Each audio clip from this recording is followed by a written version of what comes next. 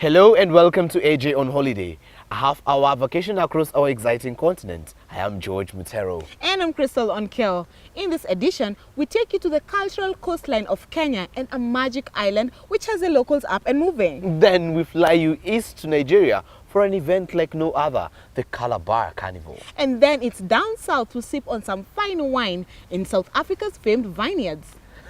What are we waiting for? I say let's get started on our weekly journey to sample the gems of the continent. But first, the travel headlines. Ethiopia Airlines, home to the continent's first Dreamliner, is offering a 10% discount for groups of 10 travelers to all Ethiopian destinations. They offer the cheapest fares from Nairobi to Sao Paulo at $856 for a return trip in economy class.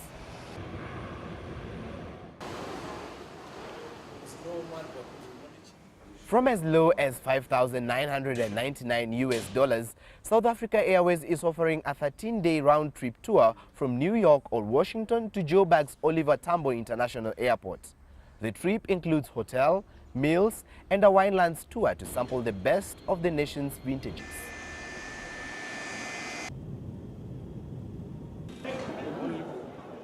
Loyal customers flying from Kenya now have a chance to win a brand new Range Rover, courtesy of the Kenya Airways, to celebrate its 36th anniversary. Any flight with the pride of Africa will make you eligible.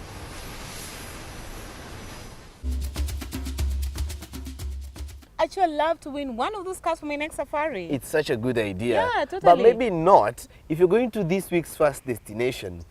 It's easier to fly down to Lamu, an island south of Kenya's second city and biggest port, Mombasa. Now, besides the spicy Swahili food, there's plenty of fun things to do that won't break the bank.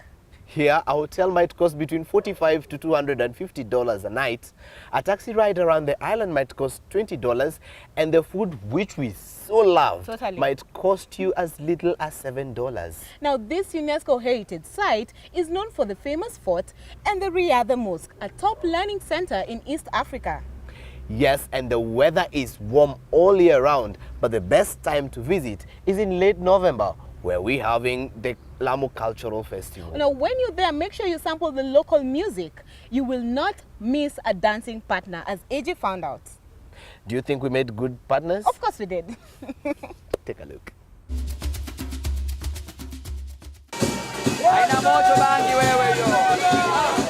People in Lamu love to dance.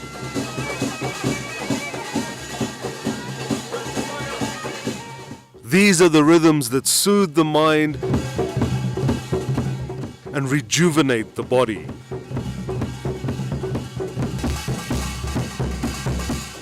All the traditional dances, or ngoma as popularly known in Swahili, have a huge following.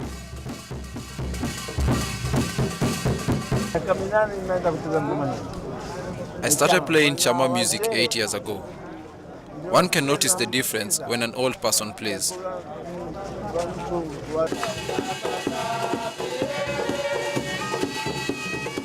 Tradition might be boring in some parts of Africa, but here in Lamu, the youth are getting into the old school tunes. While for some this is just good fun,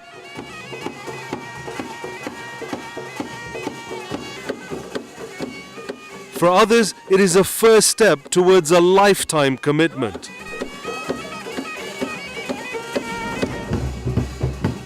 Two of the major dances are the Chama dance. Every week, people play Chama, and the queue is always very long. And the Tuari dance.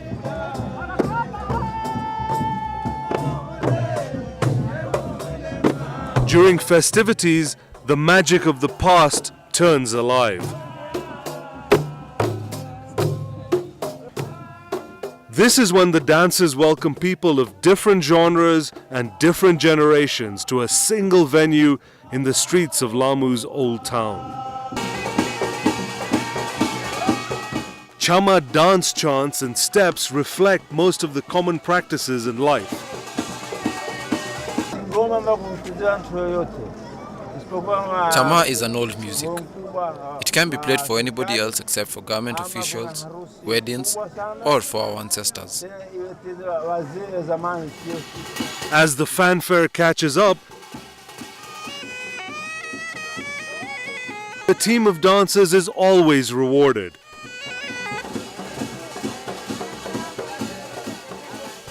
The more you shake, the more money you get.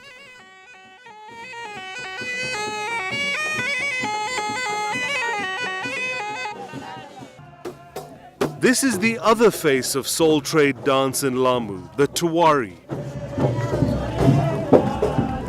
Tuwari is classified in two main ways. The major Tuwari, that refers to the competition set aside for the evaluation of the dances in terms of style and motion, and the lesser Tuwari, that is meant for interaction.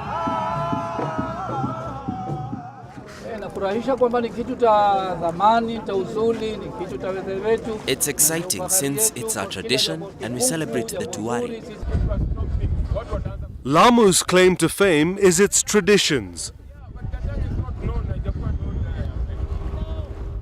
The seaside town is well known for many things, including its status as a UNESCO World Heritage Site.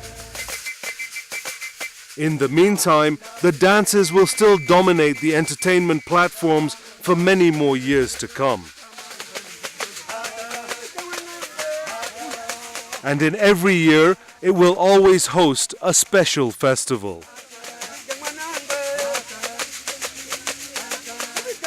What people here really come for is the Swahili culture and dance, and it's what puts the Swa in Swahili.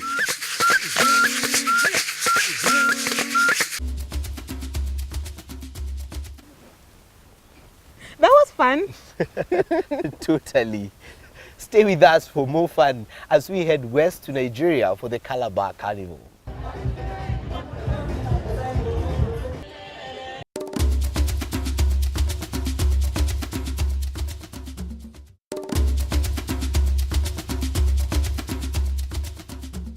Welcome back to AJ on holiday. Calabar is in southeastern Nigeria, an hour's flight from Lagos and a 4-hour drive from Port Harcourt. Here, hotel rooms can be had from $80 to $300. A taxi ride from the airport to the city is $25, and a good local meal should cost you $12 per person. The Calabar Museum is a must-see, and the Drill Monkey Rehab Center gives you the chance to both pet as well as help save our fuzzy distant relatives. Calabar has the great Christmas festival, but in March, the Calabar Carnival attracts tourists worldwide and is the event of the year. Let's see how AJ fared on this year's version.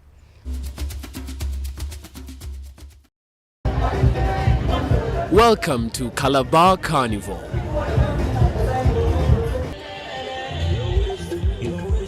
In Nigeria's Cross River State, the carnival has become a claim to fame, and residents boast that it is Africa's biggest street party. Wilfred Usani is a special advisor to the governor on tourism development. See, we have our young people, a very large pool of people who are very talented, dance, sing, and all that. How do they get out? Where will they showcase their talent? That's what the Calabar Festival provides for you. So, the parade also serves as an opportunity to promote local culture. It is orchestrated through collaboration between the state government, entrepreneurs, and ordinary citizens. There are certain things which come to people naturally. The entertainment, a leisure lifestyle, dancing, music, they are things that come to the people of Calabar naturally. The town itself, the very nature of the town makes it easy for you to deal with the logistics of carrying out such a festival. Small enterprises thrive during the 32-day festival. On the day of the street fair, all 5,000 hotel rooms in Calabar are fully booked. According to the Carnival's website, there are over 2 million spectators and 50,000 costumed performers. And the parade is broadcast to more than 50 million people. Patricia Godsmind works as a fashion designer making costumes for the event. Like we the designers try to portray the actual theme of the year in our costumes. So my little contribution has been trying to be creative enough to bring costumes so that when you stand a distance, you'll just be able to interpret for yourself the entire theme of the carnival. A large sum of Patricia's earnings each year come from the carnival. She typically makes about 4 times her normal salary during festival season. This effect is mirrored in other small businesses too. The economic impact is huge. We are seeing it, we are feeling it. What we are going to do as a government is to try to make sure that we guide it properly and further encourage it and nurture it to grow. But like other business owners, Patricia struggles to sustain such revenue during the rest of the year. Hotels, restaurants, bars and clubs are at maximum capacity during the fair. The rest of the year, their business is limited. Asoku Epkeyong is the CEO of Channel View Hotels. The idea of tourism isn't a one-off event a year. It should be a constant thing. There should be a constant flow, constant traffic into the States. Asoku isn't the only one hoping to expand Nigeria's tourism industry. Nigeria needs to start looking away from its dependency on oil. We need to diversify our economy. One of the reasons which we can do that is to focus on tourism. Locals hope that the popularity of tourism during the Calabar Carnival will be replicated during the rest of the year. And as travelers from around the world come to Nigeria on holiday, they will learn to embrace the lively local culture.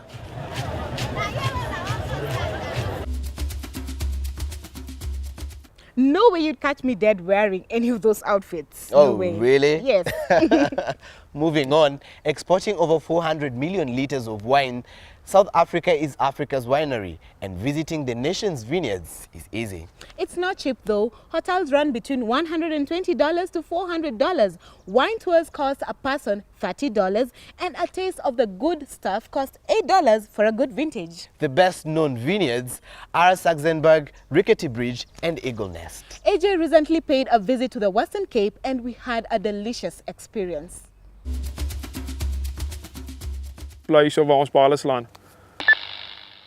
Edward Milan and his father, Eddie, work side by side on their farm in North Wellington, South Africa.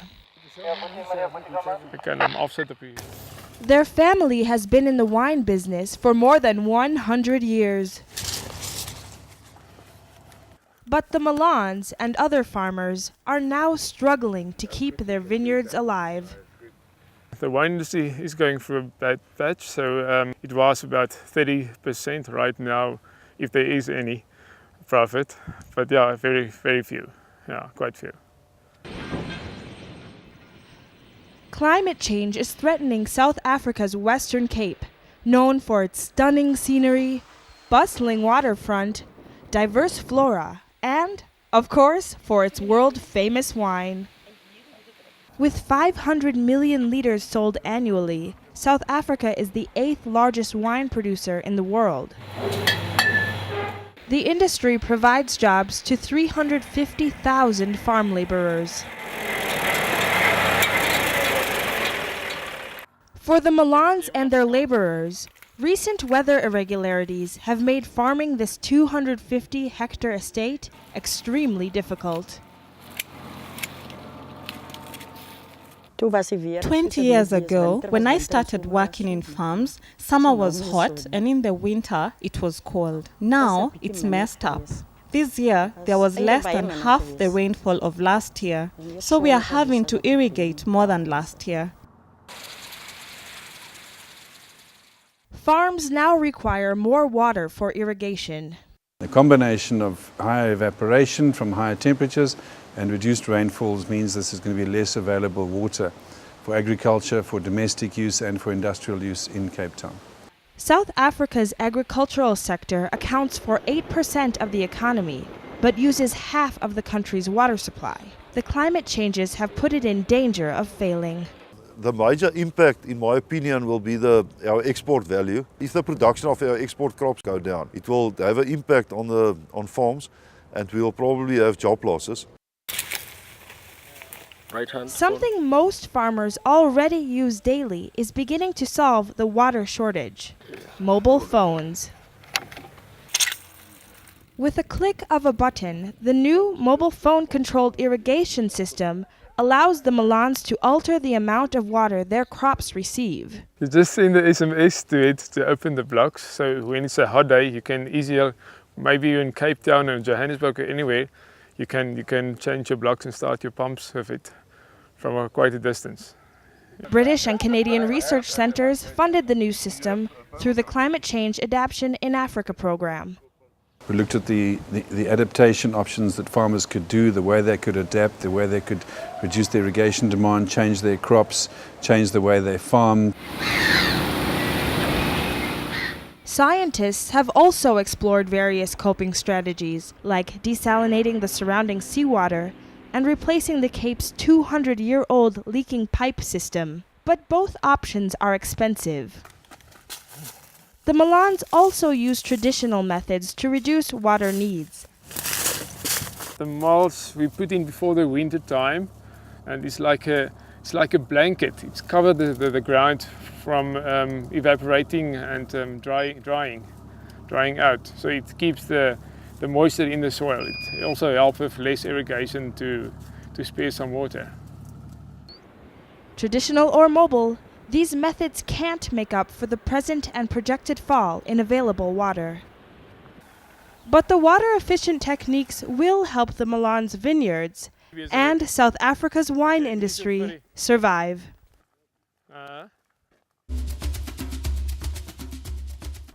I might uncork my bottle once I get home. I usually fancy a nice Saxenberg Chardonnay. Guess I'm not invited. Well, that's it on this week's vacation. Next week we go to Egypt for the pyramids, Madagascar for the beaches, and to Tanzania to climb a mountain. All that travel is making us tired. But if you have a favorite destination that you'd like us to visit, drop us an email on screen and we shall be there. I am George Mutero. And I'm Crystal Onkeo. Join us next week for another good, amazing trip around Africa.